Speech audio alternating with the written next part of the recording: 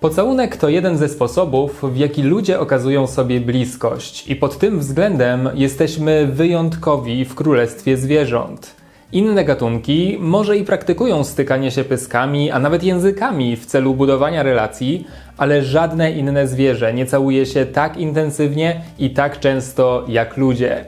Ta praktyka występuje w 90% kultur na Ziemi, a w pozostałych 10% znaleźć możemy zachowania zbliżone, takie jak na przykład pocieranie nosami. Tak duża częstotliwość występowania pocałunków pozwala sądzić, że jest to zjawisko instynktowne, wynikające z naszej natury.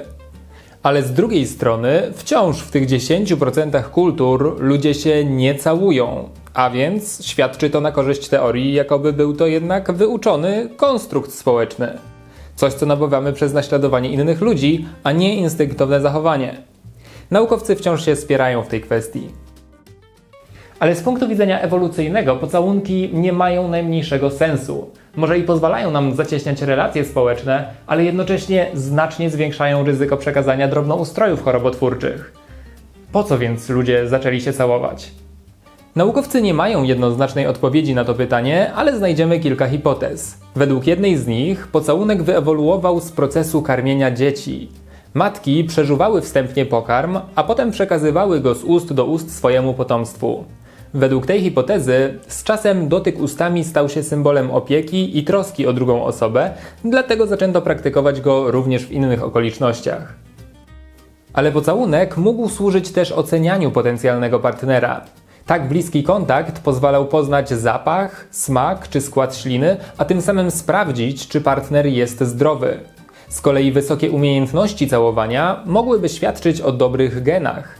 Według badań, nawet dzisiaj, jeśli ktoś dobrze całuje, postrzegamy go jako bardziej atrakcyjnego, z większym potencjałem na związek i chętniej z taką osobą wchodzimy do łóżka. Pocałunek mógł też wyrażać chęć zaangażowania się w relacje z partnerem. Był to sygnał na zasadzie: tak bardzo mi zależy na bliskości z tobą, że nie przeszkadza mi nawet ryzyko przeniesienia choroby. Ale według innej hipotezy, to właśnie przeniesienie choroby było celem samym w sobie. Chodzi konkretnie o wirusa cytomegalii, który dla zdecydowanej większości dorosłych jest zupełnie niegroźny. Nie ma więc ryzyka, że partnerzy zrobią sobie krzywdę, gdy go sobie przekażą.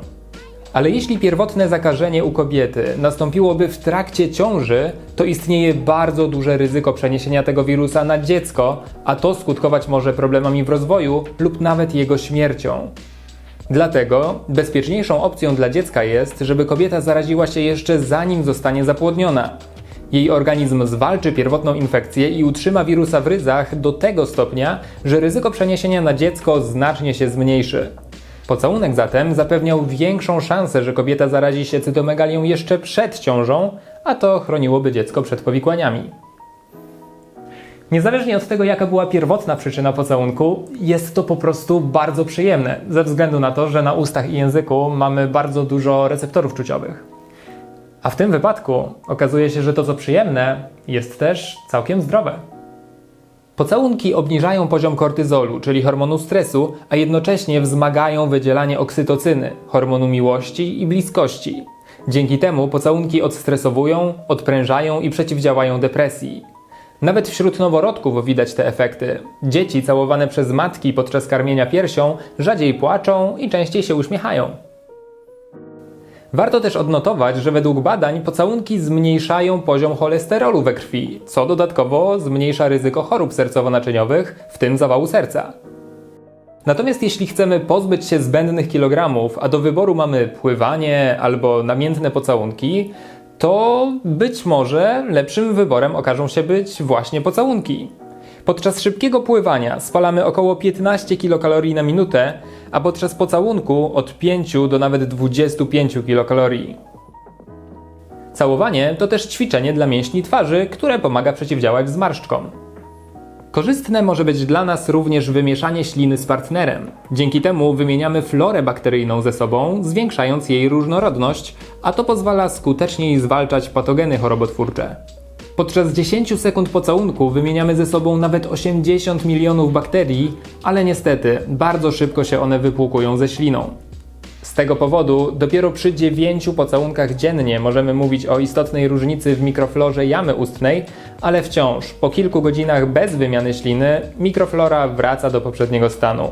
Zatem, jeśli chcemy mieć jamę ustną upodobnioną do naszego partnera, powinniśmy całować się ze sobą co około 2 godziny. No ale najważniejszą funkcją pocałunków jest przecież budowanie więzi społecznych, a te według badań są najważniejszym czynnikiem wpływającym na satysfakcję z życia, ale też na jego długość.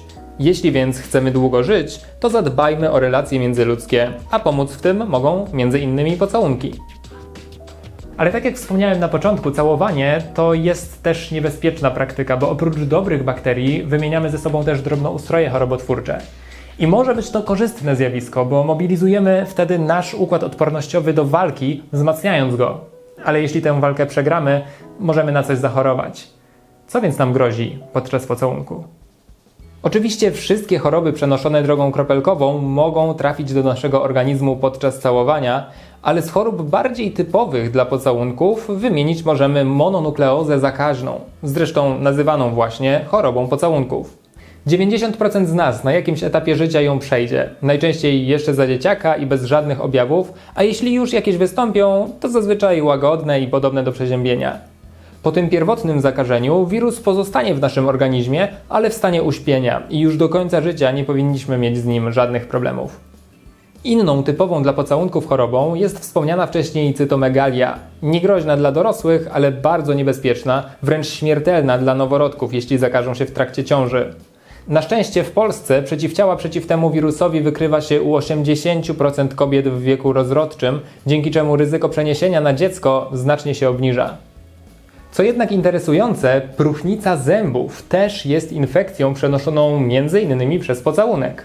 Bakterie wywołujące próchnicę nie występują naturalnie w jamie ustnej noworodków, tylko muszą dopiero ją skolonizować podczas pocałunku albo przez używanie wspólnych sztućców. Na szczęście szczepionka przeciwko bakteriom wywołującym próchnicę jest już w produkcji, więc istnieje szansa, że przyszłe pokolenia nie będą miały już takich problemów z zębami. Podczas pocałunku możemy zarazić się również opryszczką i szanse na to są dosyć spore, bo ponad 2/3 ludzkości ma tego wirusa w swoim organizmie, nawet o tym nie wiedząc. Zazwyczaj nie jest to niebezpieczna choroba, ale nieestetyczna i nieuleczalna. Osoby raz zarażone będą miały wirusa w organizmie do końca życia i od czasu do czasu w okresach osłabionej odporności będzie się on reaktywował, wywołując nieprzyjemne wrzody. Zainteresowanie medyczne wirusem opryszczki nie jest zbyt wielkie ze względu na rzadkość powikłań i rzadkość ciężkich przebiegów. Chwila, już tłumaczę. To jest profesor Miłosz Parczewski, czyli prezes Europejskiego Stowarzyszenia Naukowego AIDS. Myślę, że nie będzie przesadą, jeśli powiem, że to jeden z najbardziej cenionych specjalistów do spraw chorób zakaźnych w całej Europie. Są powikłania, ale te powikłania są niezwykle rzadkie. My je obserwujemy w pojedynczych grupach, wśród pojedynczych osób. Może to być zapalenie mózgu, może to być nadkażenie miejscowe, czasami zajęcie rogówki, ale nie ma paniki dlatego, że wirus ogranicza się sam. Warto jednak wiedzieć, że opryszczka może też przenieść się na nasze genitalia albo ze śliną, albo od partnera w trakcie stosunku. Prezerwatywa nie zawsze ochroni nas przed zakażeniem, bo wirus może bytować w miejscach niezakrytych przez lateks. Opryszczka genitalna jednak nie różni się niczym od opryszczki wargowej. Też jest nieuleczalna i też stanowi wyłącznie problem estetyczny. Z tego powodu nie trzeba panikować, tak jak robią to Amerykanie. Twoje życie nie kończy się, kiedy na genitaliach pojawią się wrzody. Po prostu dbaj o odporność, weź leki, a za jakiś czas wrzody zmienią się w strupy i zagoją się. Tak naprawdę ze wszystkich chorób wenerycznych, jakie można złapać, opryszczka genitalna jest naprawdę minimalnym problemem. A skoro już o chorobach wenerycznych mowa, to czy są jakieś choroby tradycyjnie przenoszone drogą płciową, które możemy złapać też przez pocałunek? Niestety tak, chociaż szansa na to jest niewielka. Żeby doszło do zakażenia kiłą, musiałyby wystąpić wrzody lub otwarte rany w jamie ustnej. Już bardziej prawdopodobne jest przekazanie podczas pocałunku wirusa HPV, ale też po pierwsze partner musiałby mieć go w gardle, np. po stosunku oralnym, a nawet wtedy pocałunki musiałyby być bardzo długie i głębokie. Dla pewności jednak warto się na niego zaszczepić, bo może on wywołać nowotwory gardła. Niektóre badania sugerują też, że HBV i rzeżączka mogą zostać przekazane podczas pocałunku, ale są to sporadyczne przypadki. Także szanse na złapanie choroby wenerycznej istnieją, ale są po prostu bardzo małe. Rozwiewając od razu mity, pocałunek nie przenosi wirusa HIV. I to w zasadzie wszystkie zagrożenia, które występują podczas pocałunku. Jak widać, nie ma ich dużo, ale żeby jeszcze bardziej zminimalizować ryzyko, stosujmy się do następujących zasad. Nie całujmy osób chorych lub takich, które mają wrzody na ustach. Warto jednak odnotować, że każda z wymienionych dzisiaj chorób może zostać przeniesiona nawet jeśli nie widać żadnych objawów, a partnerowi wydaje się, że jest całkowicie zdrowy. Dbajmy o swoją odporność oraz o higienę jamy ustnej, dzięki czemu zarazki nie będą nam mogły nic zrobić. Zaszczepmy się na co tylko się da. W kontekście pocałunków przede wszystkim na wirusa HPV.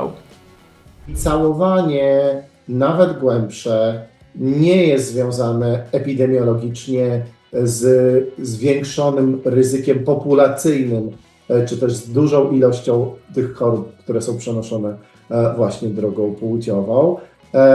Oczywiście, że można się zakazić czy wirusem opryszki, mniej prawdopodobnie HPV. Kiłą wyjątkowo rzadko, raczej to jest kontakt seksualny niż sam pocałunek, to musi człowiek mieć dużego pecha. Natomiast ja absolutnie polecam nie panikować w tym względzie i absolutnie całować się z przyjemnością. Podsumowując, pocałunki są jak najbardziej dla nas korzystne. Pozwalają budować relacje międzyludzkie, zwiększają jakość naszej śliny i odstresowują.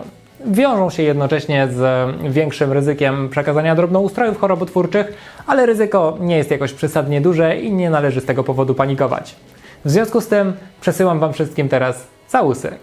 A z mojej strony to wszystko. Do zobaczenia wkrótce. Cześć!